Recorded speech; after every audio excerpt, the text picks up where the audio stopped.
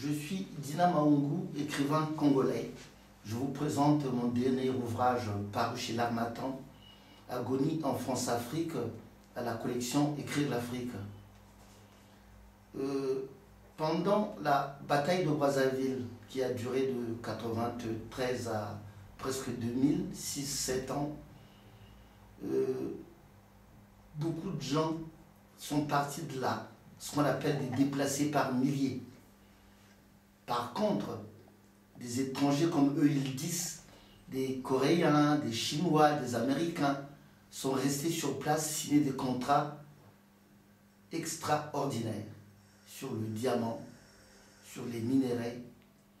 De part et d'autre étaient cantonnés chacun dans son camp, ceux qui voulaient le pouvoir. Des généraux, des mercenaires, à la solde du grand capital. Et la France-Afrique de papa de l'époque Focard n'existe plus, d'où le titre Agonie en France-Afrique. Ceci est le premier volume, 2 autres vont suivre, donc c'est une trilogie.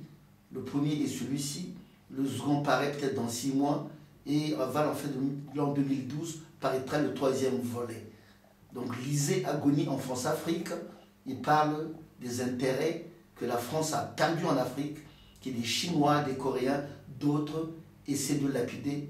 Ne sommes-nous pas sur les pas de la mondialisation? Donc Agonie en France-Afrique qui est paru chez l'Harmattan, dont je suis l'auteur Dina Maungu, est le premier volet.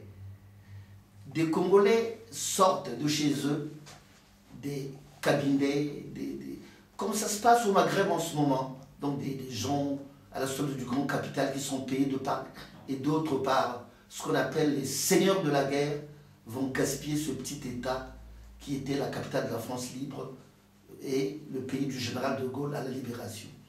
Donc Agonie en France-Afrique, et le mien, dit la mort.